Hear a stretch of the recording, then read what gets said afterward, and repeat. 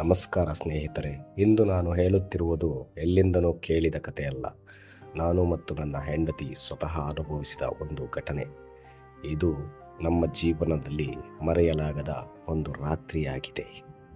ಇದು ನನ್ನ ಹೆಂಡತಿ. ಅವರೇ ಆ ರಾತ್ರಿ ಮೊದಲು ಆ ಬೆಂಕಿಯನ್ನು ನೋಡಿ ನನಗೆ ತೋರಿಸಿದರು. ಆ ರಾತ್ರಿ ನಡೆದದ್ದು ಇಂದಿಗೂ ನಮಗೆ ರಹಸ್ಯವೇ ಅಡಗಿದೆ. ಇದು ನಮ್ಮದು ಪ್ರೀತಿಯ ವಿವಾಹ. ಆ ಸಮಯದಲ್ಲಿ ಹುಡುಗಿಯ ಮನೆಯವರು ನಮ್ಮ ವಿರುದ್ಧ ದೂರು ಕೊಡಬಹುದು ಎಂಬ ಭಯದಿಂದ ನಾವು ಕೆಲವು ದಿನಗಳು ಶ್ರೀ ಲಕ್ಷ್ಮೀ ಆದಿನಾರಾಯಣ ಸ್ವಾಮಿ ಬೆಟ್ಟದ ಸಮೀಪದ ದ್ರಾಕ್ಷಿ ತೋಟದಲ್ಲಿ ತಂಗಿದವು.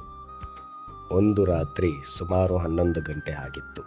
ನಾನು ಮತ್ತು ನನ್ನ ಹೆಂಡತಿ ಹೊರಗಡೆ ಮಲಗಿದ್ದವು.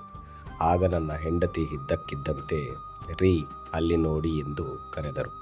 ನಾನು ಮೇಲೆ ಬೆಟ್ಟದ ಕಡೆ ನೋಡಿದಾಗ ನೀರು ನಿಲ್ಲುವ ಜಾಗದ ಬಳಿ ಬೆಂಕಿಯಂತೆ ಕಾಣುವ ಒಂದು ಬೆಳಕು ಕಾಣಿಸಿತು. ಮೊದಲಿಗೆ ಯಾರಾದರೂ ಬೆಂಕಿ ಹಚ್ಚಿರಬಹುದು ಎಂದುಕೊಂಡೆ.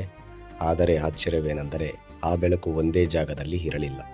ಸುಮಾರು 200 ಮೀಟರ್ ದೂರದವರೆಗೂ ಅತ್ತಿತ್ತ ಚಲಿಸುತ್ತಿರುವಂತೆ ಕಾಣಿಸುತ್ತಿತ್ತು. ನಾವು ಬಹಳ ಹೊತ್ತು ಅದನ್ನೇ ಗಮನಿಸಿದೆವು.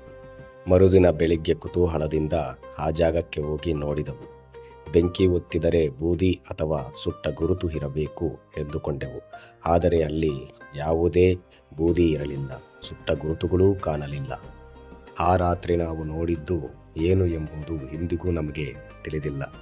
ಅದಕ್ಕೆ ಸಹಜ ಕಾರಣ ಇರಬಹುದೇ ಅಥವಾ ಬೇರೆ ಏನಾದರೂ ಇರಬಹುದೇ ಎಂಬುದು ನಾವು ಖಚಿತವಾಗಿ ಹೇಳುವುದಿಲ್ಲ.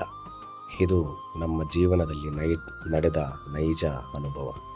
ಇದರ ಕಾರಣ ಏನು ಎಂಬುದು ನಾವು ಖಚಿತವಾಗಿ ಹೇಳುವುದಿಲ್ಲ. ನಮ್ಮ ಅನುಭವ ಮಾತ್ರ ನಿಮ್ಮೊಂದಿಗೆ ಹಂಚಿಕೊಳ್ಳುತ್ತಿದ್ದೇವೆ. ನಿಮ್ಮ ಅಭಿಪ್ರಾಯವನ್ನು ಕಾಮೆಂಟ್ನಲ್ಲಿ ತಿಳಿಸಿ. ಧನ್ಯವಾದಗಳು.